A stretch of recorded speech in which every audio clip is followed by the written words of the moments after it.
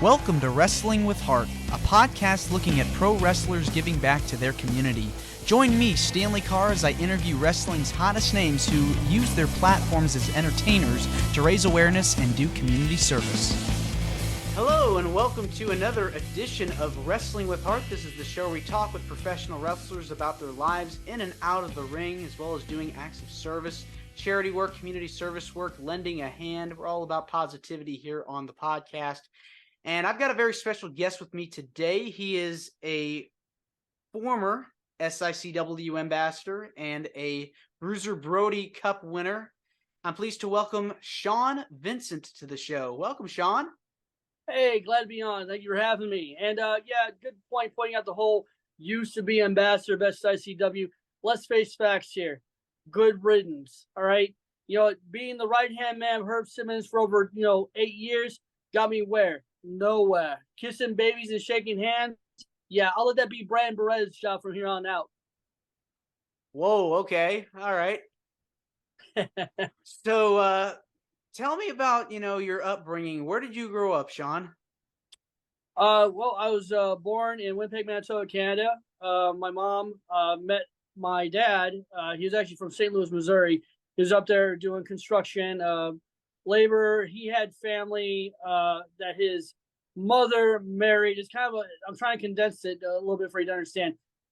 My father had half Canadian's family through marriage. So he moved to Winnipeg, met my mother. They got married. The factories, when I was 1 year old, my father worked at, started closing down. So he took myself, my mother, to St. Louis when I was about 1.5, 2. It's around 1983. So I was raised in St. Louis predominantly my whole life. But my hometown, my heritage, will always be Canada. So, gotta love it. Yeah. So born in Canada, raised in St. Louis. A lot of times I get people, smart fans. They're like, well, you don't sound Canadian. How come you don't sound like South Park? And I'm like, oh, gee, well, you don't sound American to me. How come you don't sound English? Yeah, exactly. So shut up. Yeah, it's interesting. Like the Americans kind of have like that. They don't have like an interesting dialect. Whereas like if you go across the rest of the world, you see various, people will have an accent. Yeah, an accent. Well, a stereotype. Like they're expecting me to say "a" a lot. Or, yeah, I'm sorry. They expect me to be very apologetic. Anything that the TV has taught them about Canadian heritage, really. But outside of that, I was born in Canada, raised in St. Louis. Have a fond childhood. I lived actually most of my childhood in Jennings, Missouri. Jennings Ferguson was my stomping grounds. Went through the whole Jennings school district till about freshman year. Then finished out my high school years at North County Tech. And now I reside in Hillsborough, Missouri. Okay. All right. When my mom and dad moved here, we mostly just had family members visiting us here in St. Louis. And I think I visited Canada once or twice when I was like 6. But mostly because my father had closed out businesses they had up there in Winnipeg. Just kind of to tie things up and officially be St. Louisans there forward. Cool. Very nice. Very nice. Yeah. What got you into professional wrestling? Well, I was always a fan. My grandpa used to go to the Chase to watch, wrestling at the Chase. And I remember when I was 4 or 5, he would take me with him, and I really didn't know what was going on then. Just a bunch of guys in spandex, or I would call it swimming trunks, throwing each other around the ring. But I was just so hooked. And then we'd watch it on TV with him. So my grandpa is a thanks for that. Then just. I think most of my fondest memories was the Attitude Era.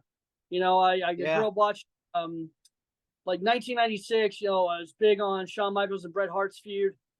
So I was always just fascinated by professional wrestling. Just the mystique of it, good versus evil, bad guy versus good guy, and the colorful characters. Like you look at Doink the Clown, for crying out loud. I mean, talk about an eye catcher for like little kids. And Vince McMahon had a very from a business aspect back then, he was all about whimsical characters like Duke the Dumpster Trophy or The Undertaker, talk about him, and just characters that really made children and make our parents buy the the toys. Yeah. So that really had me hooked. Sean and Brett, I mean, talk about two real technical wrestlers that actually, could apply their craft and had, showmanship.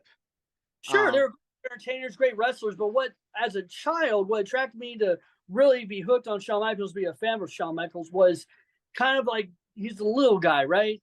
And he was always fighting the opposition, trying to climb that hill to be a champion. And when I was in high school, I was always small and picked on a lot and bullied a lot. And then when I turn on the TV, I'd see Shawn Michaels, not the biggest guy in the world, but fighting to be that champion, fighting. And I saw Shawn before, when he was a babyface, not when he was a heel. I'm sure I'd have a different opinion about him if I actually was watching him back when he super kicked Marty Jannetty and put him through the plate glass window. I'd probably have a different opinion altogether. Or when he was with Sherry, watching that now, I have such an appreciation for Shawn Michaels as a heel. But yeah, I have memories and photos of me even going back to my 7th birthday where I had a Hulk Hogan and Gene Flash Snuka action figures. Mm-hmm. Yeah. That's the thing about professional wrestling. We all start out as fans, and we remain fans. Mm-hmm. Just some of us go on to actually try it. And I'm right. glad that. Oh, definitely. I mean, it's like the circle of life. You're a fan at a young age. You grow up being a fan all your life, and you pass it on to the next generation. Especially if you have a family of your own. And so that's right. It's amazing, to see the cycle just continues and continues. But yeah, like they had a WWE back in the 90s had a lot of, cartoon characters, I guess you could call it, like very animated, very like, over the top. Booger. Come on, man. Over the top. Yeah. Yep. Yeah, absolutely. So and the Attitude Era really brought that huge, like adult oriented, dark, edge to it, with the Taker and Kane storyline, Stone Cold, Vince McMahon, The Rock, it just was a hot time, in the business. It really was. Like so many people got into it. I can't believe how hot it was back then. It is, and it still is to an extent. A lot of people try to crap on it today, like, oh, it's nothing like it was back in the day. But if you think about it, Vince McMahon is still surviving, despite what news sources would say that he's bankrupt or he's trying to sell his company and whatever. It still has had. Just last night, they're here in St. Louis. Did you go? I did not go. I'm not from the area, but I but I did watch. Oh, you did watch? I'm from Nashville, so I'm from Nashville, Tennessee. So right on. Yeah. Right on. Well, anyway, it was a sellout crowd. Vince McMahon is doing just fine as he was back then as he is today. I mean, granted, Triple H and Stephanie are running the show, but it's to each their own. Some people can't grow with the times. A Boston Booker wouldn't get over today as it would have, yesteryear. No. Or I don't know. Give me another one that probably wouldn't do so well today. Well, I was watching an interview with The Undertaker a couple of weeks ago, and he was talking about how he was asked, I believe, like, would his character get over today as it would 30 years ago when he first came in the company? And I think he said probably not. It was just so different. It evolved over time, with the biker and, going back to the dead man and everything like that. But like he was like the only one, to play that character, I feel like, to the extent that he did. So I mean, that's like an exception when you talk about some of the over the top characters that I feel like you could still make work today. In today's time. What Undertaker was saying was like he had to evolve with the time as well. Yes. Back when you had Paul Bearer and the Undertaker, and they're in the mortuary, hammering on the casket, building a casket for a casket match. Could that get over today? Not really, because the fans are too smart. They're too like, oh, come on. You're not really working on a mortuary. You're not really the dead man. Though, a wise wrestler once said, if you believe in yourself, the fans will believe in you. So could he get it over? Yeah, it might be a little harder, but that's why you got to change with the times. That's why he went with, the biker gimmick for a while. And then when he came back, he was the biker / Undertaker gimmick. He combined the two. So it's always, you have to evolve with the times. And like I said before, back then in the 90s, today, still just as good in my opinion. Yeah, definitely. I mean, the cool thing about being a fan, for life is that you have so many different wrestlers, that become your favorite. And over Right. time, I guess it's safe to say Shawn Michaels was one of yours. Absolutely. I was a huge Shawn Michaels fan. You began training to Yeah. be a professional wrestler. When did you start training? When did you know that this is what you wanted to do? Well, I always knew I wanted to do it. I just didn't know how to. It was 1998. I was 16 years old, and I was coming home from my first job. I was a Hardee's burger flipper. Mm. And I stopped by at a gas station. It was right across the road. And in that gas station was a poster for Midwest Renegade Wrestling. It was a company out of St. Louis, out of the Midwest, and it was for one of their shows. Well, at the bottom of that poster is, "Do you want to be a wrestler?" And I'm like, "Yes." So I wrote down the number, called it, and it was a gym located off of Old St. Charles Rock Road in St. Louis. A dusty old garage. It used to be a mechanic shop, and it closed down, so they rented out the space. It was a hot August of 1998, and I remember it vividly. I show up, and I'm there early. I'm there an hour early. Training was from 6 to 9. I got there at 5. I want to make an impression. No one's there, but the garage door is cracked. And I kind of slid underneath the door. I looked, and there it was, the first ring I'd ever taken my bumps in. And it was so awe-inspiring. Now, granted, looking back on it, it was a tiny 16 by 16 ring, and this thing was junk. Now I know what I know. You know what I mean? But I slid in there, and I got up on the ring, and as awkward as any person could be ever stepping in a wrestling ring. And it was just the smell of the ring, the touching of the ropes, just getting in there. I knew I was gonna commit to this. So eventually, my first trainer did show up at 6. His name was Ty Dalton. You can Google him, Ty Dalton, Midwest wrestler, and he'll pop up. Probably find a picture of him with a cowboy hat on, just a jacked, bald-headed dude. And he was good. He was good to me. You hear stories of trainers beating the shit, taking people's money and just beating the shit out of them because they want to see if you can take it, or if they want to just take your money and get rid of you. Ty wasn't like that. Ty took care of me, showed me my bumps, and over a course of 2 years, I trained with many different local Midwest wrestlers, notably Mike Sharona, Makazi, Pete Madden, and Killer Keith Smith. All names you can Google, and actually, you go on YouTube and look up Gateway or GCW Tribute, and we'll get to what GCW is in a second. But you can find all those names on there, their matches from way back when. So I started training, and for those 2 years, I refereed, which was a great experience. I always recommend anybody who's new and green to the business, if you're training, the best exposure you can get until you're ready for your first match is being a referee. Because you're out there in front of the fans, you're in the middle of the match, you're hearing, you're seeing how they're performing. It's great exposure. And it gets you used to the crowd too. So that's how my journey began. It's just very fascinating, the old broken down training schools with the ring, the atmosphere. You just take it all in and just go for it. And I like what you said too about, there's so many jobs to have in the wrestling business. It's not just about the athletes that go and compete. It's about, your managers, your, valets, your referees, your announcers. I mean, I feel like, that's probably the best way to really learn the business is to do different things before you actually start. If you're serious about wanting to be in the business to be a wrestler, it's kind of like moving up the ladder. Absolutely. You know what? I have we'll talk about this later too, but I have a wrestling school that I started with Cowboy Bob Orton called the Ace Wrestling Academy. Mm-hmm. I get people, we have so many students come through there monthly that I have to explain to some of them the real talk, reality talk, that you are not destined to be a professional wrestler, but that doesn't mean you're not destined to be in professional wrestling. You can be a great referee. You can be a great manager. You can be a great promoter, booker. There's other things you can do. in professional wrestling to make a name for yourself than actually being in the ring and taking bumps.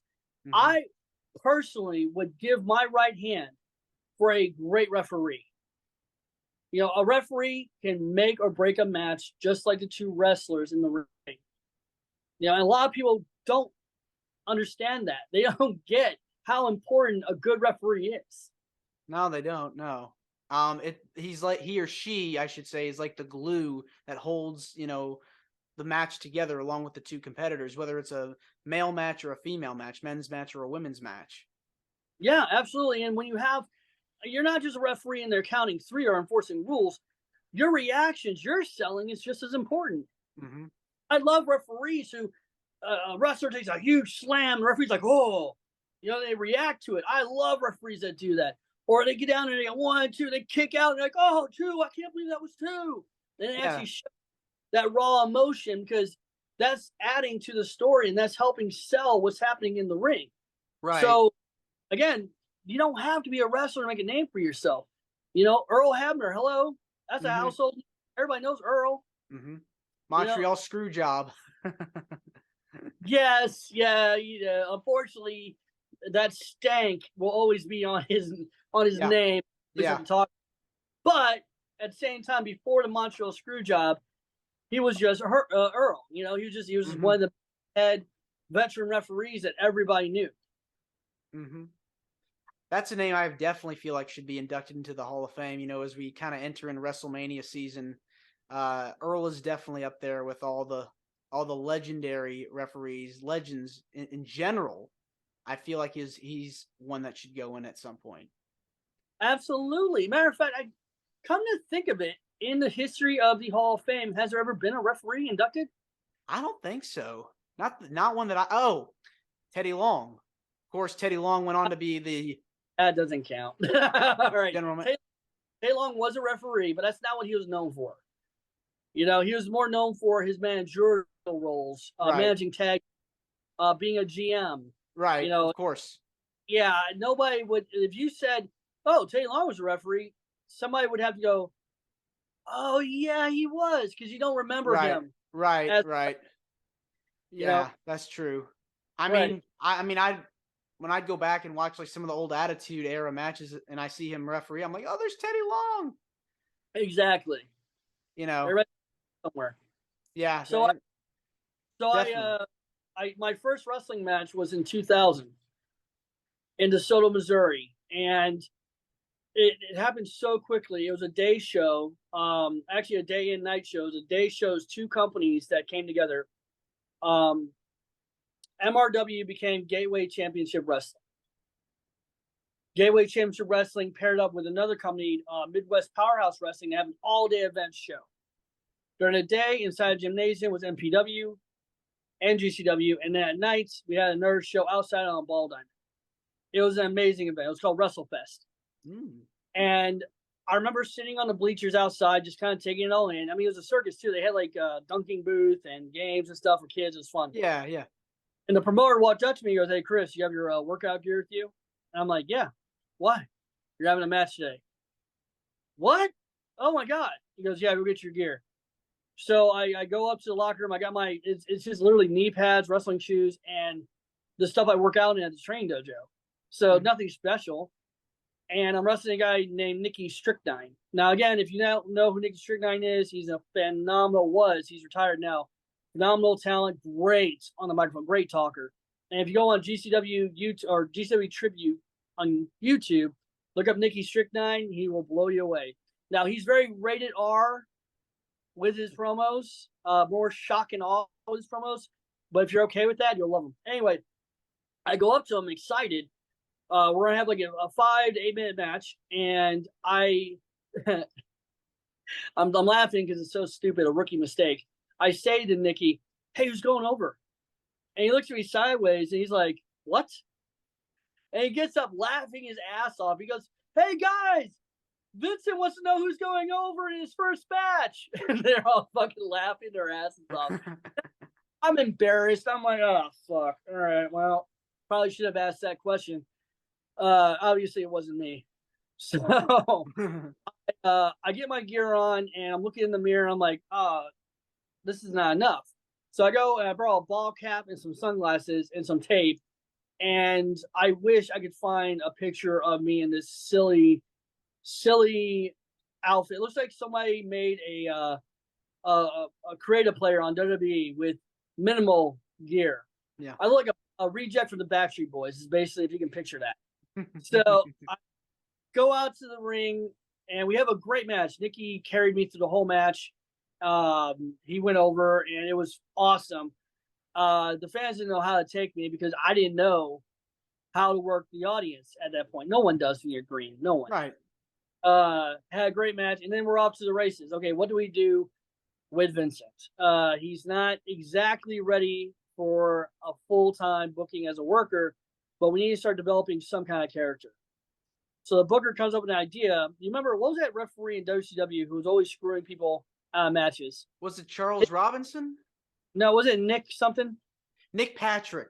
Nick Patrick. Nick Patrick. So this is back when Nick Patrick was really big. He was like the NWO henchman referee. Yeah.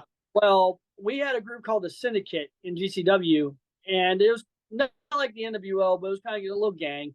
And they hired Vincent to be their referee. And I would cheat babyfaces out of their matches. It got great heat. The audience hated me. They dug me with the nickname Doogie Howser or Doogie. I looked nothing. What? I looked nothing like Neil Patrick Harris. It made no sense. But I played it with them, and I got aggravated every time they said Doogie sucks, and it just stuck.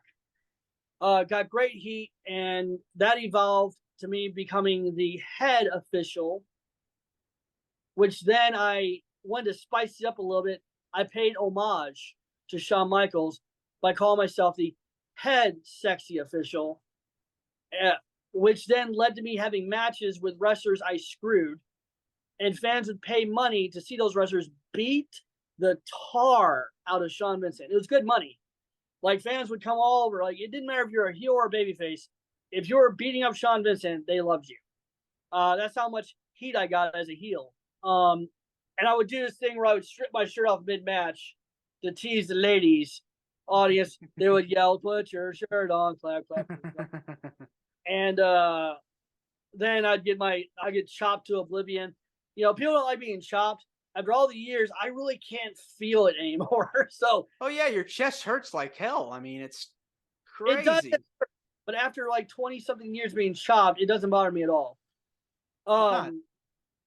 So why not? Oh, you get used to it. It's like having, all right, a steel construction worker would have calluses on their hands, right? From all the all the work, right? It's kind of like your chest. Your chest is callous to it. So you getting chopped doesn't really bother you. But if I chopped you on your chest, who's not used to getting chopped, you would probably buckle to the floor and hold your chest. Oh yeah, yeah. It would sting. It would sting for sure. Absolutely. Which is kind of funny. I remember the first time I learned how to chop. Ty Dalton, one day in training, was like, "Oh, you want to learn how to chop? Get in the corner here. I'll lay in the corner." He got in the corner, put his arms on the ropes. "All right, kid." And he taught me how to do it. He goes, "All right, oh, you're doing good. All right, keep going." And I'm up to like 15 chops on this guy, right? And he goes, "Oh, by the way, with every one chop, I get 2."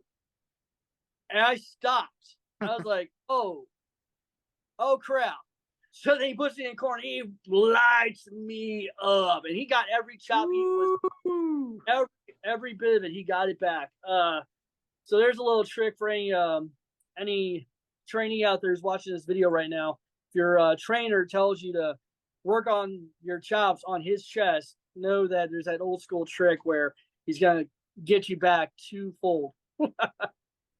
One wrestler I feel like who does like the hardest chops that I've ever seen is Big Show. God, yeah. Matter of fact, there's a guy I wrestle with in SICW who's comparable to the Big Show, and that's the Big Texan. When it comes to chops, this guy will make your heart feel like it skipped a beat.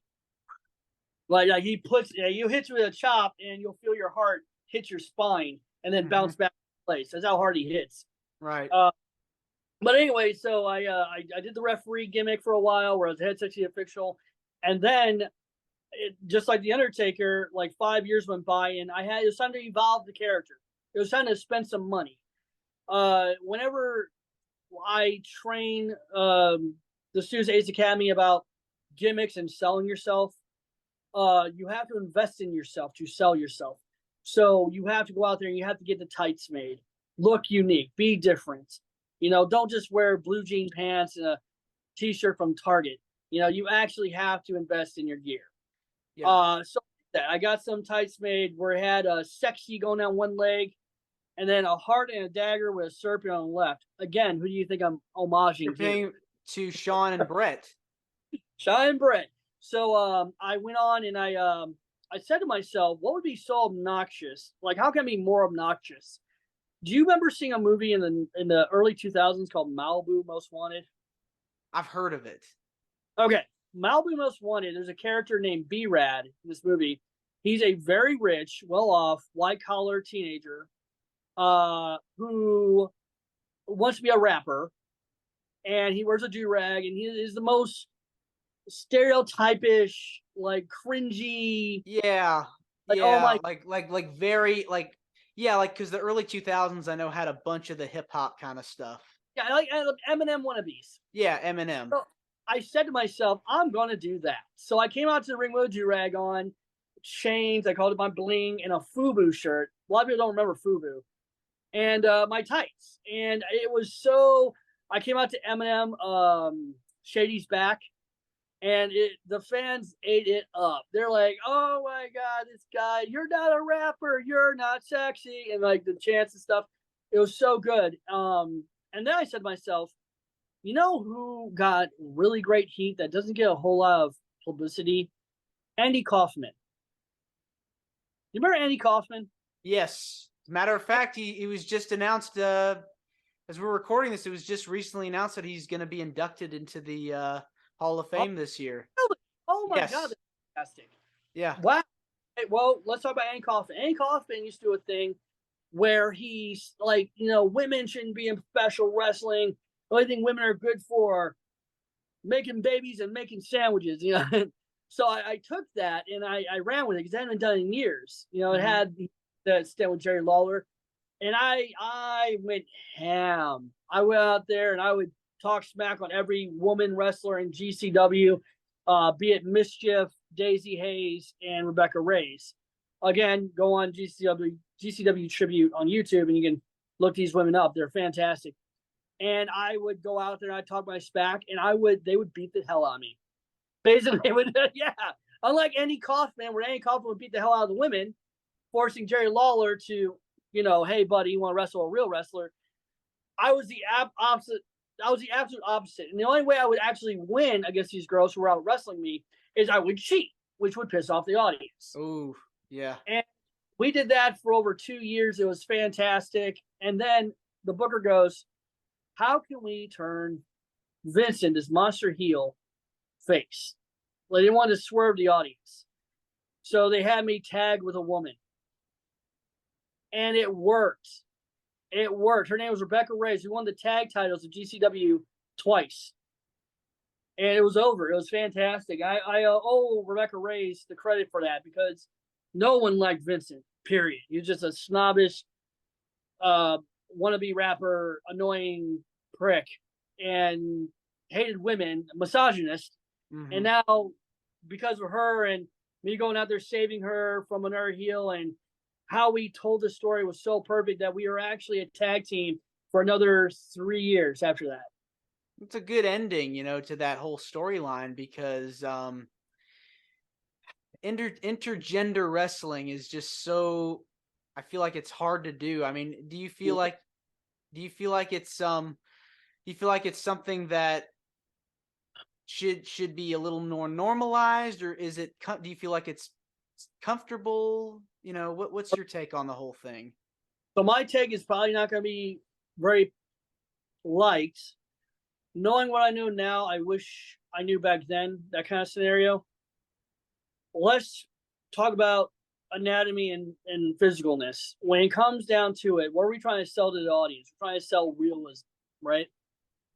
So you put a guy in a ring with a woman, and he outweighs her, he musters. Sure, she can probably Rey Mysterio his ass and out maneuver him, and you can tell that story a little bit. You can tell the story a little bit. Yeah. But at the end of the day, that guy is going to murder that girl, and it's not going to look good. It's going to look horrible. No. Because what empathy are you getting from the audience? Nothing. You're getting, oh, this guy just beat the hell out of this girl. Who are we supposed to cheer here? This is horrible. Yeah, I know. So when it comes down to intergender matches for me today, I don't really agree with them. I'm happy that WWE moved away from that. Because if you think about it in the realm of reality, it makes absolutely no sense. No. Like China, I feel like was a woman who could do that. Like she was like an exception. She wasn't, but she was huge. Yeah. There was one in TNA. There's this one big 6-foot blonde buff must. You know what I'm talking about? I'm trying to. I think I know who you might be referring to. She was jacked. Like she was just like China. Now that woman, I could see. Like, okay, obviously she can hold her own. Yeah. You know, you probably. But how long can you milk that? Like, how long? Right. Can that yeah. You know? Like, yeah. That can only work so long. Exactly. So why even go down that well? Why even buy it? It just doesn't make sense. So again, now I'm telling you from experience, I wrestled the likes of Mischief, Daisy Hayes, Records. I even had a one-off match with Mickey Knuckles. Ooh. And yeah, and again, these women, God bless them, pound for pound, tough as nails. They are amazing women. I think Mickey Knuckles is the only one still wrestling today out of the names I just mentioned. All of them are all retired, dude, because they want to be moms and, you know, personal life. Yeah, I think, of course. So, you know, I had great matches with all those women I just mentioned. But if I had to go back and do it again today, I wouldn't, because it just from a storybook concept, it just doesn't make sense. Sure. I agree with that. You know, as far as like the guys go, who are like some of your favorite opponents to work with? As of today, I'll speak current. Well, in the past, Pete Madden was amazing because he was such a giving guy. You know, in this business, we learned that it takes two to put on a match, two to tango. Yeah, you know, it's not just one person; it's two of us put on a good story. But today, I gotta say, I'm having a great time with some of my students that have actually just recently graduated from the Ace Academy, which is Brandon Beretta. He's a new up and comer. Keep an eye out for this kid. He's already made impressions with bookers with NXT and so Brandon Beretta is going to be an up and coming star, and his tag partner Joey Benetti. Which, by the way, if I can plug a show coming up, April the 8th at the Belle Claire Fairgrounds in Belleville, Illinois, SICW is back. All the stars, including the two names I just mentioned, will be there in action, as well as a main event tag team match, Attila Khan and Sheik Prater versus the Big Texan and Gary Jackson. This is a hell of a tag team match. The names alone, if you go on YouTube and look them up, these are very big men, and the winner of this tag match will get to choose a stipulation for the match against Big Texan and Attila Khan, who Attila Khan, if I didn't mention, is the heavyweight champion, on May 13th at the Aviator Hotel for our huge Fan Fest extravaganza, where, if you haven't heard about this, over 40 wrestling legends will be there. I'll send you a copy of the poster after this meeting. Yeah, definitely. Any help SICW can be with the podcast would be appreciated, because I've interviewed several names so far from the promotion. So I'm happy to have you as one of the people here on the list. So yeah, so you've been a trainer now with the Ace Academy. You've been doing that a while. When did you start? I guess I should say, when did you start working with SICW? I guess we'll start there. Sure. SICW, I started working with them after I ended my tenure with International Championship Wrestling. For the sake of time, we'll just skip that and go right to SICW. Around 2010, I met Herb Simmons and their group through Keith Smith. Again, a name that I mentioned before, one of my earlier trainers. Introduced me to Herb Simmons, and from 2010 to the current date today, I've been with Herb Simmons and his company. It's been a hell of a ride. It's been amazing. Herb Simmons himself, a promoter of over 50 years, a man who has done business with Sam Munchnick, friends with Larry Madison, friends with Bruiser Brody, Like, this guy has a resume that any promoter would kill to have. And I have been nothing but loyal to SICW for many, many years. So, you talked about recently I was their ambassador, and that was all fine and dandy. Again, kissing babies and shaking hands and doing things for Shriners Hospital and advertising SICW this and SICW that. And sure, it got me some really cool bookings. I wrestled Cowboy Bob Orton, Dory Funk Jr., Wes Briscoe, the son of Jerry Briscoe. Yeah, okay. Thank you, Herb, for the rub. Thank you very much. But where's the belt around my waist? Okay. And let me tell you something right now. April 8th, I mentioned at Bell Color Fairgrounds. Where's that belt? Right now, it's currently around the waist of Bobby D, the Central States heavyweight champion. And I signed a little contract recently on the SICW TV to have a match with Bobby D for the Central States heavyweight title April 8th, this coming Saturday night. Yeah, baby. Oh, not this, I'm sorry. April 8th is a little ways off. But on my map is Bobby D. I will have a title. And guess what? I'm not the ambassador. Ooh, I stopped being the ambassador and also have a heavyweight title shot. Well, coincidence? I think not. I guess it's, no, it's okay. It's all good. I guess it's safe to say you're a heel at heart. I've always been, will be. Anybody who's ever followed my career can honestly say that all my best work was done as a heel. And by the way, again, GCW tribute on YouTube. Go there. You'll see the FUBU shirt. You'll see the Head Sexy official. Great times, great memories. And I'm not done yet. I'm going to go to the wheels fall off, man. And it's not for a few more years. Oh, yeah. So we'll talk about the Ace Academy. That was something I think Bob Orton started up? Yeah, look, you got kind of right. Back in 2018, I called Bob Orton, him and I are friends, and I said, "Hey, Bob, I'd like to start a wrestling school, and what do you think about starting one with me?" And then, in my best, worst Bob Orton impersonation, "Oh, well, Vincent, I'm not really doing anything else outside of these bookings. I'm just sitting on my couch watching Randy and doing my flower bed. So what were you thinking?" And then we went into the discussion. I told him that Herb Simmons was allowing me to use a building that he owns. Fun fact, Herb Simmons is the mayor of East Carondelet.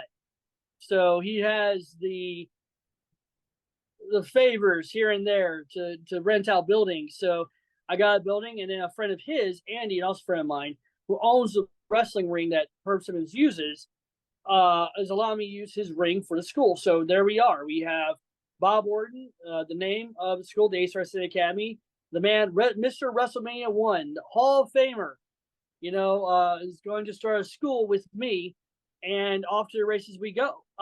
It's been an awesome journey. We've had over 60 students come through the Ace Academy since then. And 60 is kind of a modest number because, of course, we had to take a year off in 2020 because of the pandemic, which really sucked because we were on such a roll. Students from all over the Midwest and further than that were coming twice a week to the Ace Academy, which, again, I'll drop you the information for the school too, in case anybody's watching this podcast wants to join the Ace Academy. We are a school that is open Tuesdays and Thursdays from 6 p.m. to 9 p.m. And Bob is there. He's very heavily involved. He loves his students. He loves creating the future of professional wrestling. And the thing is about our school, Bob has a very high standard. Like, he doesn't let anyone say they're a graduate from his school. Like, you have to earn it. And we've only had, let me count here, four graduates since the school opened. Wow. So that goes to tell you that out of like 60 students, only 4 graduates.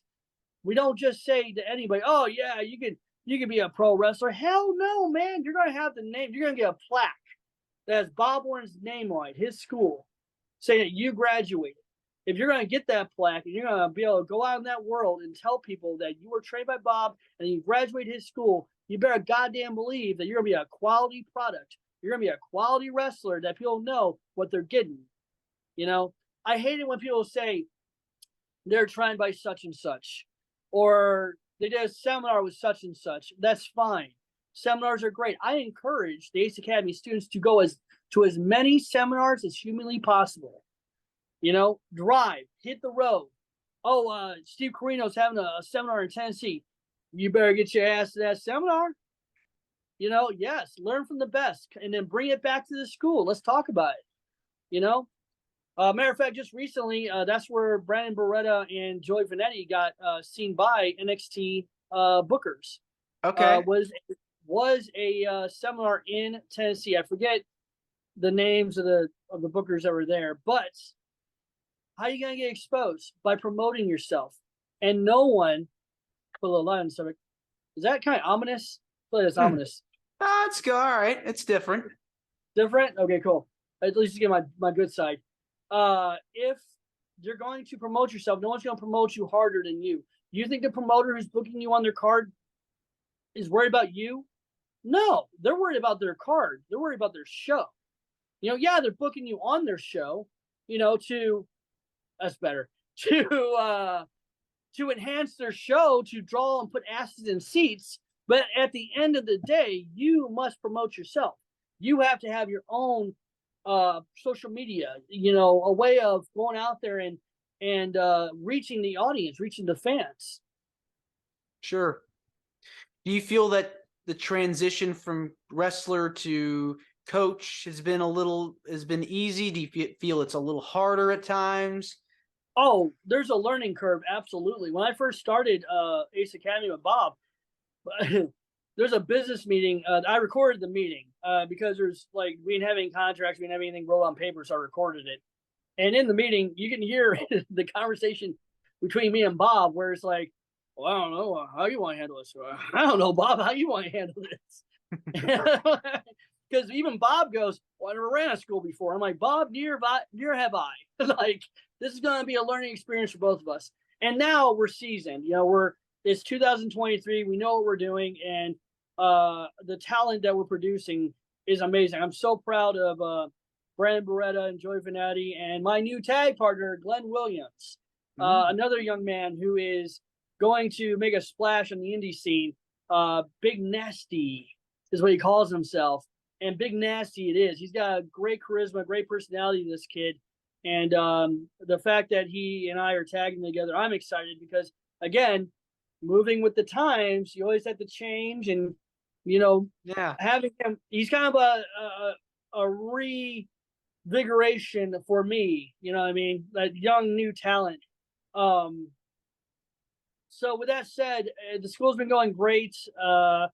We actually, when I get done this podcast, I got some phone calls to make. There's I always have students emailing me, calling me, hey, I want to join the school.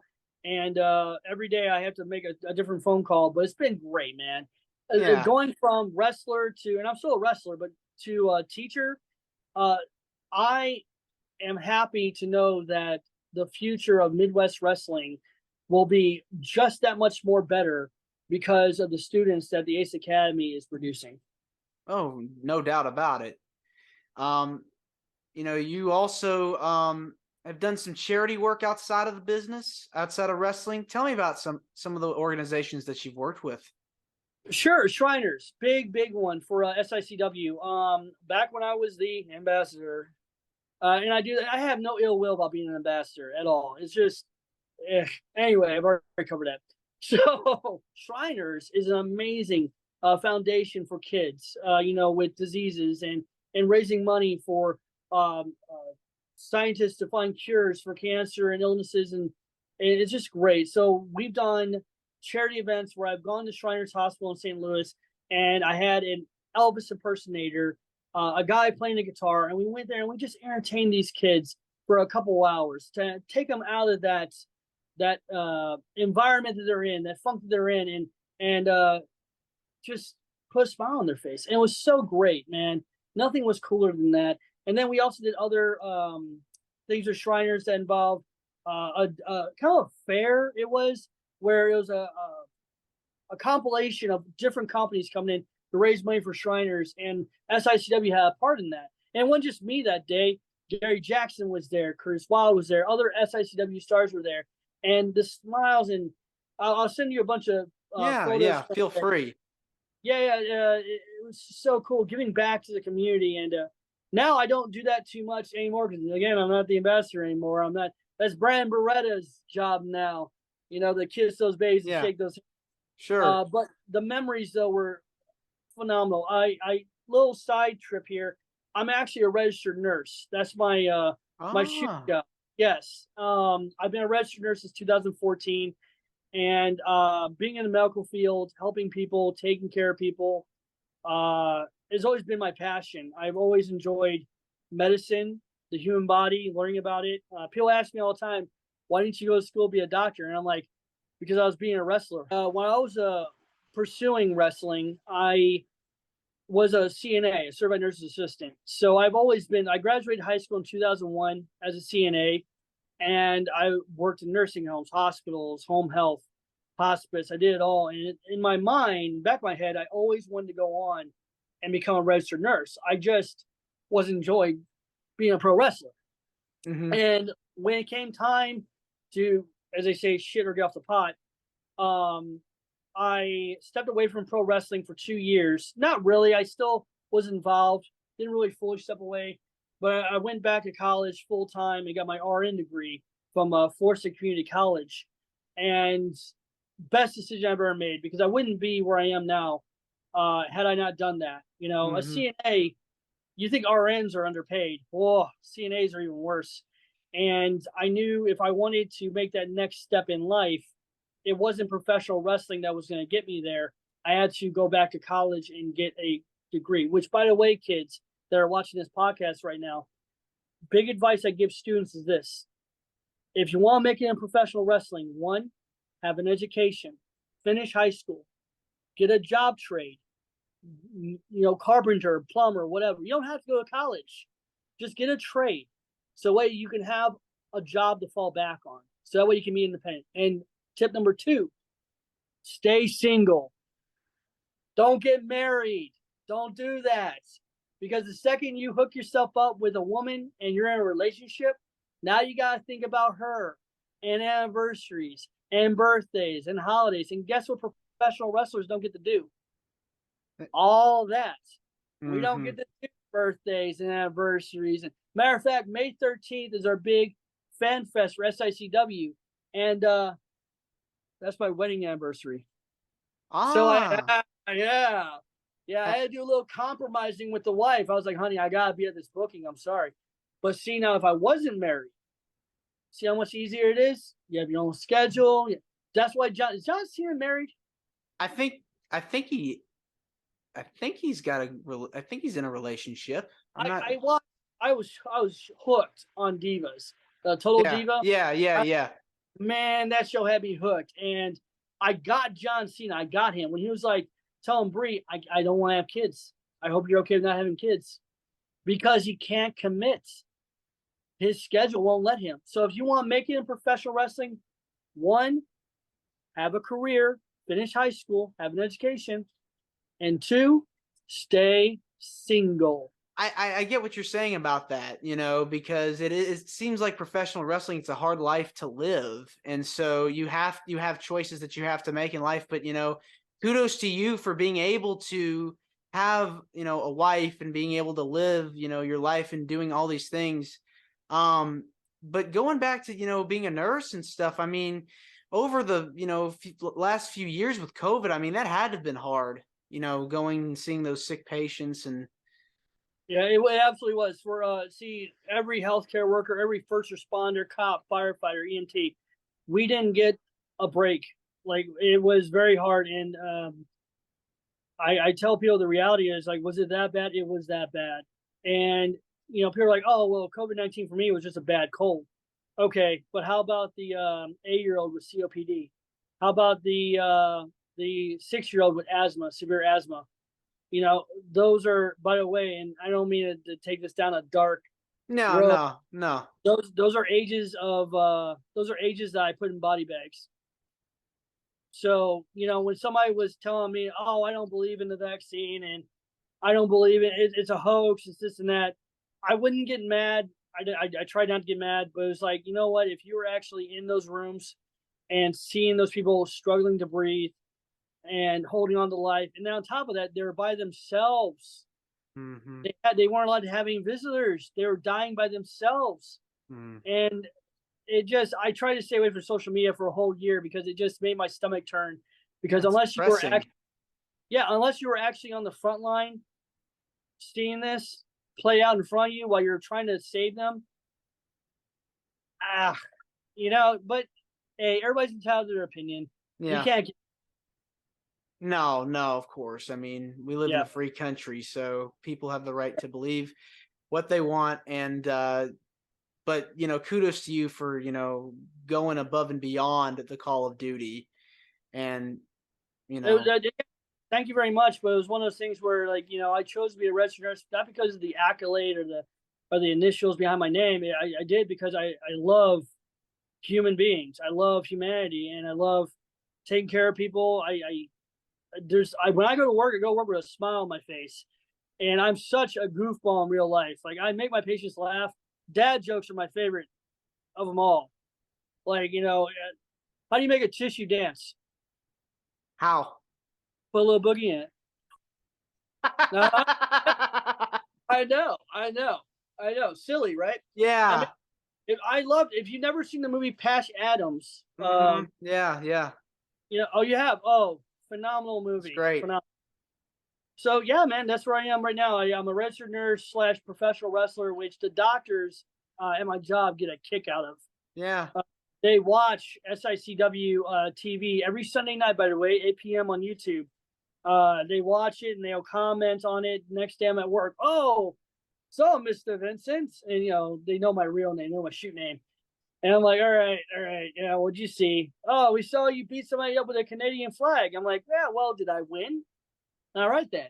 It's not about how you get the win. It's about if you got the win. Yeah. Gotta win at all costs. Exactly. Yeah, gotta do what you can. That's right. Rules are for fools. Why do you feel so passionate about helping others? Again, it spawns back to my whole life. My mom was an LPN. I got to see her, come home from work with a stethoscope around her neck and tell me stories, or rather hearing stories she told my father. And then, I was in Boy Scouts, did things to help the community. Was always a community person. And I think that's why Larry Matisick and Herb Simmons together asked me to be their ambassador, because they saw that I was very good at speaking to the public and just dealing with wrestling fans in general. I can talk to anybody. You could be a stranger sitting on a bus stop bench. I'll sit next to you and be like, so how about this weather? Just to start a conversation. Yeah, shooting the breeze. Make small talk. Yeah. Small talk. I could do that with anyone. And I've never been an introvert. I've always been extrovert. And, that's the thing about professional wrestling. You'd be shocked to find how many introverts there are in professional wrestling. Oh, yeah. Oh my God. They're on TV. They're in the ring. They're doing their thing. And then in the locker room, they're literally a human seashell. Like, they're in their own little. Yeah. Talk to anyone. And not because they're antisocial, but because they don't know how to be social. I'll be in the locker room trying to talk to those introverts. Yeah. Like, I'll swing right next to them. Hey, how's it going? What's going on in your world? And they'll just be like this awkward, oh, nothing, the drive here was long. I like her. Yeah, it's like you kind of have to get them to come out of their shell and be, a human, not a robot just sitting around, walking on eggshells. Here's the thing that I want to tell you, about times of change and stuff. When I was coming up in this business, we didn't have smartphones. We had like flip phones and shit. We had to talk to each other. Yes. We played ribs on each other. We had a great time. Yeah. You go in a locker room today and you sit there in your chair and you look around, everybody's in their phone. No one. The only time you hear anybody talk to anybody is if they're talking about their matches. And I'll be sitting there, the old school bastard, just like, So, anybody gonna talk? Yeah. Or I'm the one, if I'm kind of letting the cat out of the bag here, I'm the guy these days pulling ribs on people. I'll tell you about one that was done to me that was kind of cruel but funny. Yeah. We were on a road trip for GCW, and Ben Oliver, the owner, got us all hotel rooms. Oh, let me no, that's not right. He bought 2 hotel rooms that he stuffed his locker room in. So we all had to, find a place to lay down and sleep. Still nice though. It was a 2-hour trip from St. Louis to his venue, so he got us 2 hotel rooms. I made the mistake of leaving my wrestling bag in one room, and I slept in another room. I woke the next morning, and I found my wrestling bag had been gone through, and that one of my ankle bracelets, ankle braces, not bracelets. I wasn't on house arrest. Ankle brace was out of my bag in the bathtub, and it was soaking wet.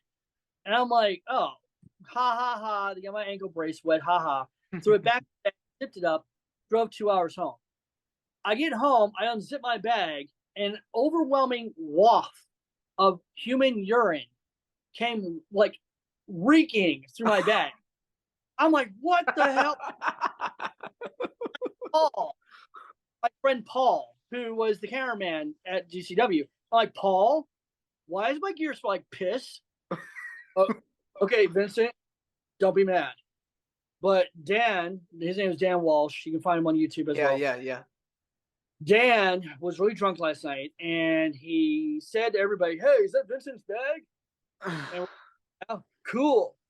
He went to the bag, he took your ankle brace out and threw it in the bathtub and pissed on it. And I was like, why? Why? So next time I saw Dan, Dan, I love Dan. I couldn't be mad at him. I was like, bro, couldn't you find the toilet? He goes, man, I thought the bathtub was the toilet. I don't know. He had like some stupid excuse. Like, and I never got him back. That was so many years ago. That was like 16 years ago. And I still talk to him today. So Dan, if you see his podcast, know that I haven't forgot and I still owe you. I'm going to show up to your house and piss on your recliner or something. I don't know. I'm gonna get you back, 20 years later. 20 years later. I'm going to show up to his house, drink a jug of water. That's what you call long-term booking. Exactly. If I had to when a worker watches this, I want them to know, if you're young and you're new to the biz, do yourself a favor, put your phone down and talk to the veterans in the locker room. You can learn so much, and yet you're pissing away time. Like in the SICW locker room, you have people like Attila Khan, Gary Jackson, Flash Flanagan, Superstar Steve Fender. Those names alone have traveled all over and have been booked on WCW, WWF. Like they can tell you how to succeed, in this business. But here you are, wherever this is. Yeah. Your smartphone is not important. Put in your fucking bag and talk to people. Yeah. Network is what they call it. Yeah. My networking is my phone. On a day that you're not booked at the show, put it down. Yeah, I love it. Hey, Sean, this has been wonderful. I just want to say thank you for coming on. Where can people find more about you and SICW on social media? Absolutely. You want to go on to YouTube and look up SICW on YouTube. Every Sunday night, 8 p.m., we have a fresh TV episode for you.